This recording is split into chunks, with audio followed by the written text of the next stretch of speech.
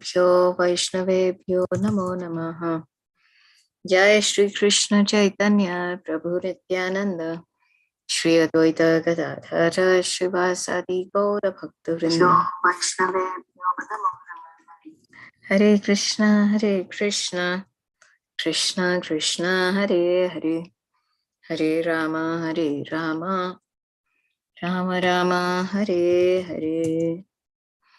नारायणं नमस्कृत्य नरं चैव नरोत्तमं देवीं सरस्वतीं व्यासं ततो जयमुदीरयेत्।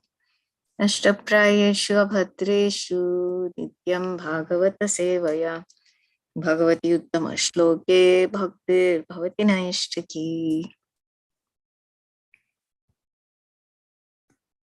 So we are reading from Canto 4,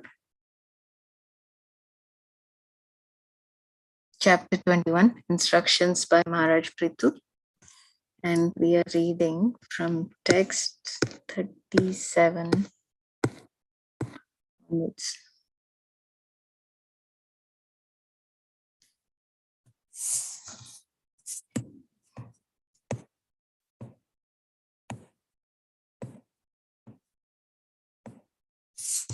Okay, we'll begin from text 37 because text 37 was left. We read the text and purport, but we didn't discuss the second half of the purport. So we'll be reading from text 37.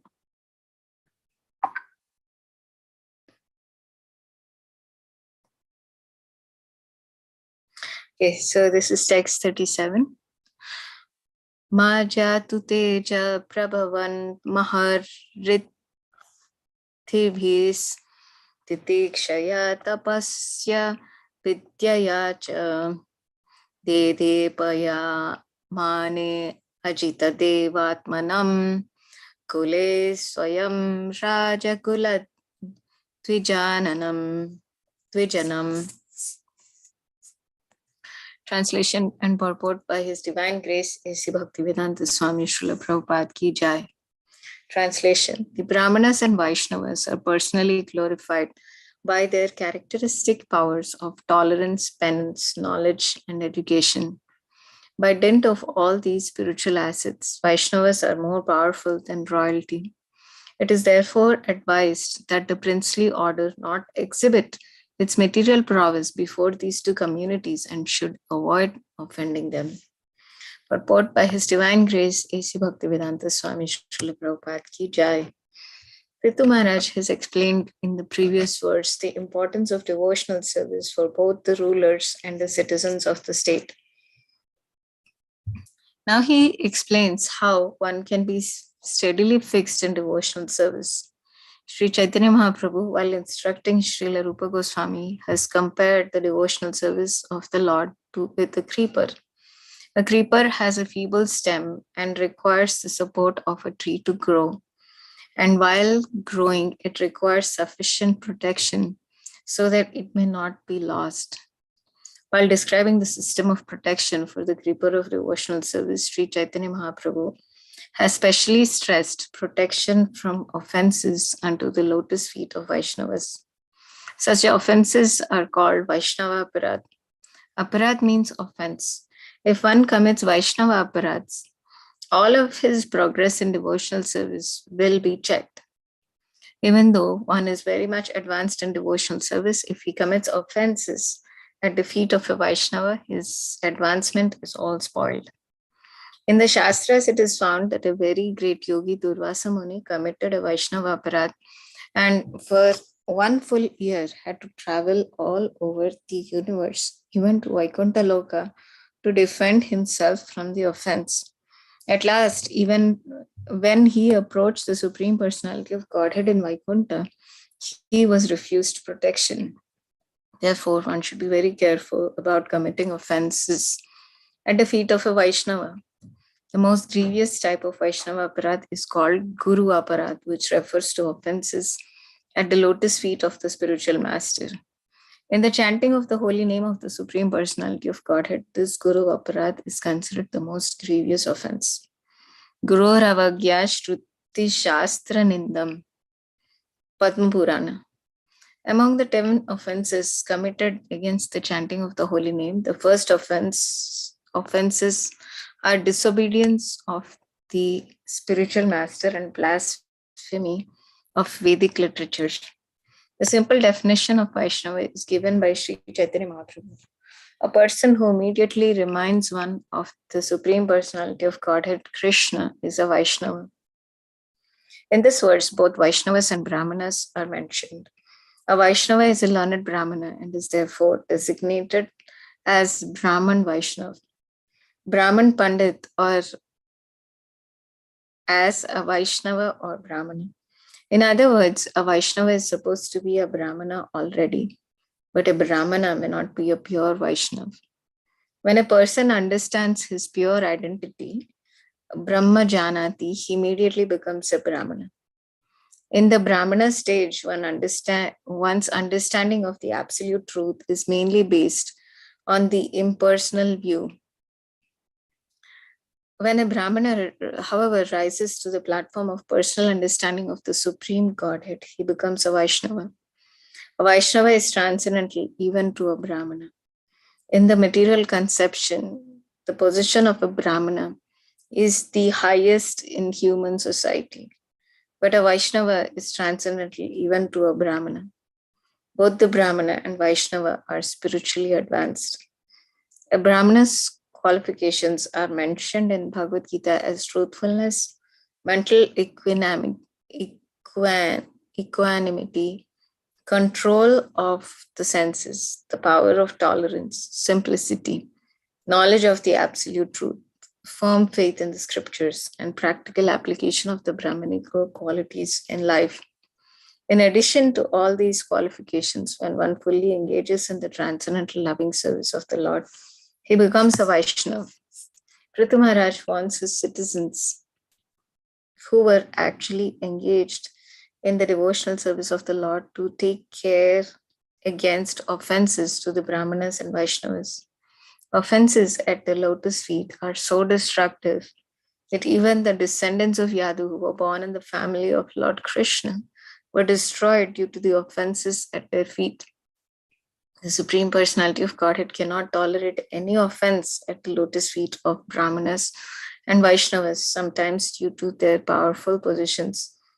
Princes or government servants neglect the position of Brahmanas and Vaishnavas, not knowing that because of their offense they will be ruined. So this is a very relevant purport in the practice of Krishna consciousness for all devotees. Is Ma Jatu Teja Prabhavan Mahariddhibhis.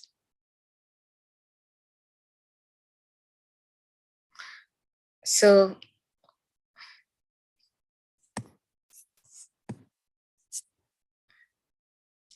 here it is being shared that a Vaishnava should never be offended. And that's a very, very, very important spiritual principle that one has to understand. The important spiritual principle is that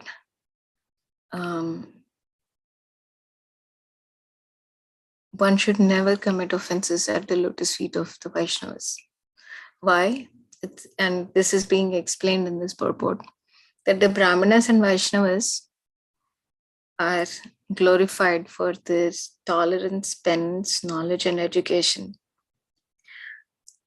So, in that way, the Vaishnava is actually more powerful, even more than the kings, the Kshatriyas. Therefore, it is being advised here that the princely order should not exhibit their material prowess before the two communities to avoid offenses against them. And this is such an important principle.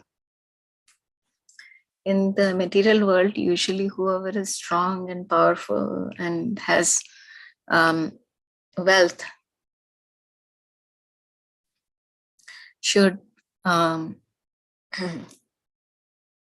usually what happens is that they become proud of their intoxicated by these material assets, and they may think that they're more powerful than the rest of the communities.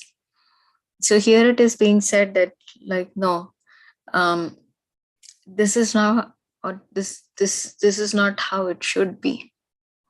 The Brahmanas and Vaishnavas, although from a material perspective they are devoid of wealth, devoid of um, material opulences, still they are um, very powerful because they're very dear to the Lord because of their characteristics of tolerance, penance, knowledge, and education. They're situated in such a position that because of their very nice qualities, they become very dear to the Lord. So, um, in the purport, Prabhupada gives several examples how one has to be careful while executing devotional service. So he gives the description of the story of Durvasa Muni and Ambarish Maharaj. Ambarish Maharaj, he was princely order, but he was also a Vaishnava. He was extremely tolerant. He used all his energy, his senses, his mind completely in the service of the Lord. So he was a very, very dear devotee of Krishna. And Durvasa Muni, he was a Brahmana, but it's the example is contrary to what is being said here, but he was very powerful Brahmana. And when he had come to the kingdom of Ambarish Maharaj, and Ambarish Maharaj was performing a year-long penance sacrifice for Ekadasi. It was for one whole year, it is described. And Ambarish Maharaj, he was supposed to break his fast. So when Durvasa Muni arrived, he said, like, you have arrived here. It's a great good fortune. And now we will wait until you take bath and come, and then we can break the fast together. So Durvasa Muni, with all of his students, went to the river. And while he was taking bath, the time for breaking the fast was approaching very fast. And Durvasa Muni, he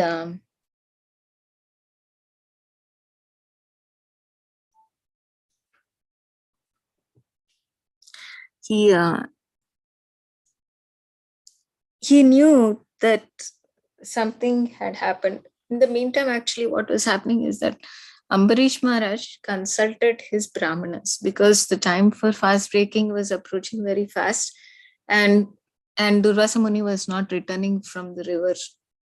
So he approached his Brahmanas for advice, and he said that, my dear sirs, what is to be done, because Durvasa Muni has not yet returned and the time for fast breaking is approaching. So the Brahmanas responded to him that, sip a little bit of Charnamrita.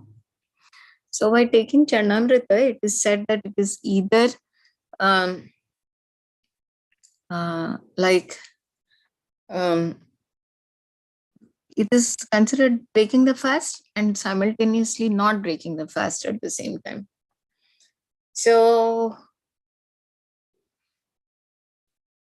by following the instructions of the Brahmanas, actually, he broke his Ekadashi fast by sipping water. And Durvasa Muni, while he was taking his bath, he knew that Maharaj Ambarish, he had sipped water. He became extremely angry because he was Ambarish Maharaj's guest, and this was not proper etiquette. So he came, and very soon he took out his Sudarshan Chakra, and he wanted, sorry, not Sudarshan Chakra, he created a fiery demon. He created a fiery demon from the tip of his hair. he took out one of his strand of hair, and from there a fiery demon appeared in front of Durvasa Muni, and he gave instruction to the fiery demon to kill Maharaj Ambarish. So now the proportion of the punishment in for what Ambarish Maharaj had done was not proportional by any means. It was very, very great, severe. Ambarish Maharaj had not offended, created such a big offense that Durvasa Muni had to react like that. But still, they're great personalities. These are for us to learn our lessons. But Ambarish Maharaj, because he had taken complete shelter of the Lord, he did not even blink his eyelid when all this was happening. But the Lord, being omniscient, he knew that his devotee was in danger, and immediately he released his Sudarshan Chakra, chopped off the head of the demon that was created by Durvasa Muni, and Sudarshan Chakra began to chase Durvasa Muni. So Durvasa Muni was a mystic, and he had the abilities to go from one universe to another universe to another universe. So he first initially approached Lord Brahma and he said, please save me. Durvasa Muni, I believe he's the son of Lord Brahma. And so Brahma said, I'm so sorry, I cannot save you from the Sudarshan Chakra. Then he approached Lord Shiva in his abode, and Lord Shiva said, yeah, I cannot help you in this case because Sudarshan is after you. And then finally he reached Vishnu and he said, please, can you take off this? The heat coming from Sudarshan is too intense. Can you stop him? And the Lord said, no, I'm so sorry. I cannot stop.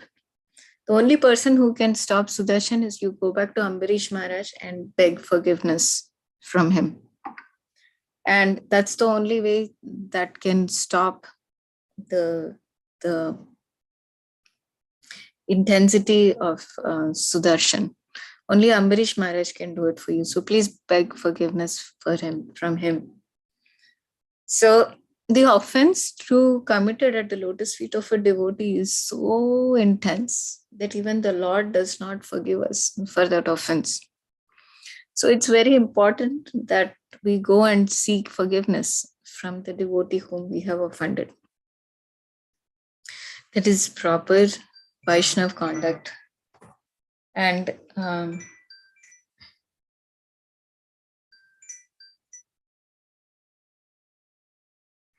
so this thing that is happening is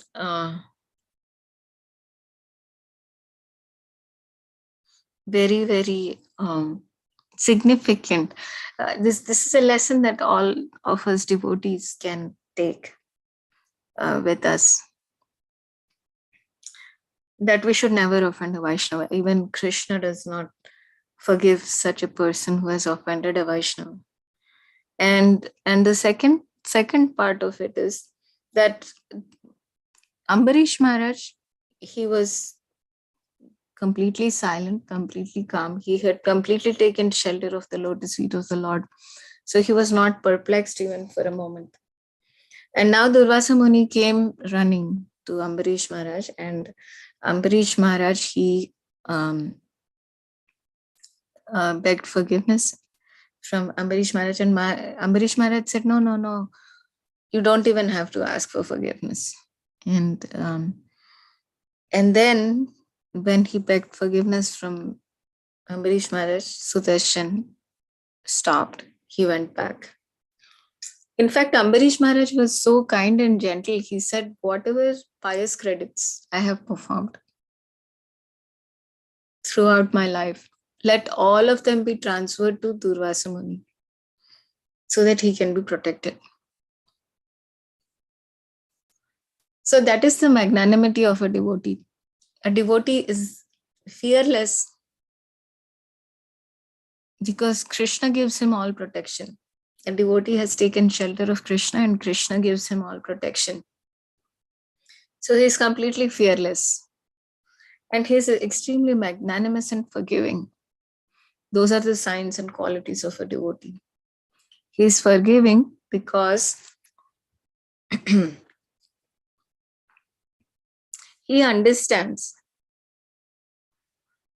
that a devotee can be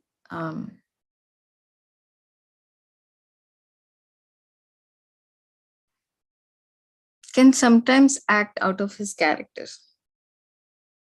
but still he's a devotee of the Lord. So he does not take any offense and he's very, very forgiving. And he does not think that he needs.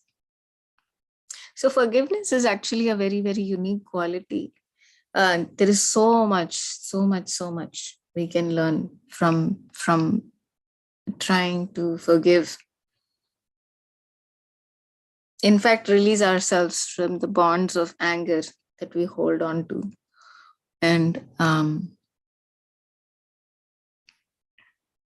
that's very significant because when we hold on to anger, forgiveness is the opposite of anger.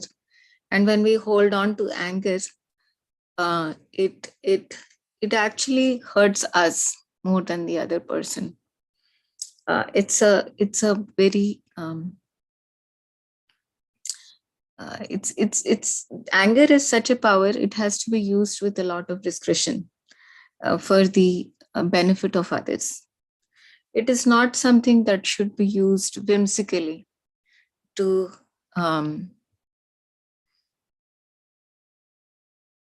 hurt somebody or produce harm to somebody. So one should be very, very careful when the emotion arises in the body. One should be very careful how it has to be dealt with for the benefit of us as well as others. And forgiveness is just the opposite. Forgiveness is understanding that the other human being has come from a very delicate position, an awkward position, and one should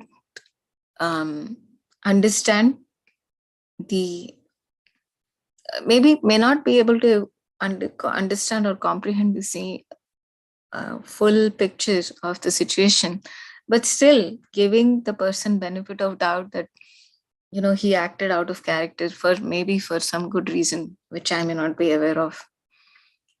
And by forgiveness, actually the anger that is held within our heart, which is actually hurting us the most, is released. So it's a process for most of us as practicing devotees. One has to practice it again and again, knowing that Krishna can give me full protection. It's not necessary for me to hold on to this anger or this memory of a bad experience, and just forgive. Let go of that anger, which is not serving us in any way. And similarly, like here, of course, Durvasa Muni is in a very awkward position, and Ambarish Maharaj is in a very exalted position of devotional service. So he didn't even take offense to demon coming to attack him, kill him actually. He didn't take offense to the whole situation. So this is something that all of us can take as a very, very, very important lesson in Krishna consciousness. If we want to chant the holy name of the Lord, the first thing is we do not offend the Vaishnavas. We never criticize the Vaishnavas for anything. And it's very hard because sometimes there is practicality involved. And even when we say, speak truthfully, sometimes devotees get offended, but it has to be done with great care and great discretion, not in a very random fashion. And it has to, I believe, like all other qualities, this has to be practiced very, very carefully, and one should learn to take shelter of the Lord in all circumstances. That's the most primary thing behind developing all of these Vaishnava qualities. One should learn to take shelter of the Lord in all circumstances, whether we are interacting with other devotees, chanting the holy name, serving the Lord. So it becomes the backbone for good conduct and good behavior, taking shelter of the Lord and asking the Lord to show us how we should behave and interact with others. So that is very, very, very important, very significant, and that can help us grow a lot in our devotional life. So the creeper of bhakti, when we begin devotional service, is actually very tender. It grows from a seed stage. The seed is given by a Vaishnav, and it grows all the way to the higher realms of existence, all the way to the lotus feet of Krishna. But that it has to be protected. When our devotion is small, it has to be very carefully and gently protected. And one must avoid offenses to the lotus feet of the Vaishnavas. It's very, very critical, very, very critical. In order to keep our consciousness clean always, it's very important that we recognize if we are at all feeling any kind of animosity towards a Vaishnava, it has to be recognized. It cannot be whimsically be given up because we are not at that high stage of devotional life, but it has to be thoughtfully dealt with by speaking to some other Vaishnava who is more advanced than us in devotional life. We can process the whole situation. We can pray to the Lord to help us in the situation, that we don't act in a whimsical fashion, and also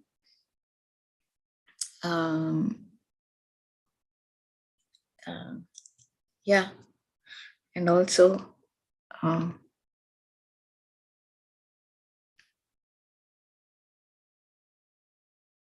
yeah, this is very, very important for our growth in spiritual life.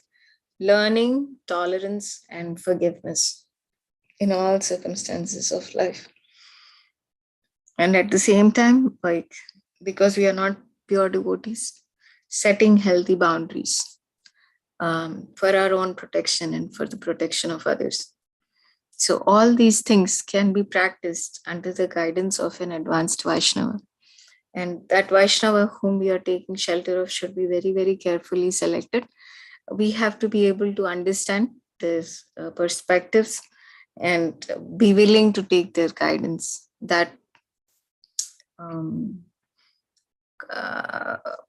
that kind of connection is absolutely required for us to advance in devotional life.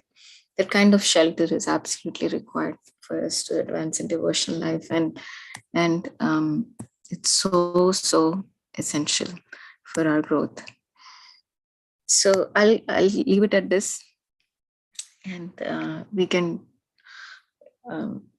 discuss more if when the topic arises again, because this is a reoccurring theme that comes up again and again in Srimad Bhagavatam, and it is also very practical because in day-to-day lives there is all the situations where we have to say something, speak something, and then it can cause a Vaishnav aparat, and one has to be very, very careful to by seeking, asking for mercy, by seeking guidance, by internalizing the teaching of the scriptures, being able to process the situation at whatever level we are through receiving guidance. It's very important because when we are in a community of devotees, misunderstandings arise. Sometimes there is actually offenses. So one it's a very delicate topic, and it has to be dealt with great care and attention. So that's all for today. I'll pause here for now. Thank you very, very much. Hare Krishna.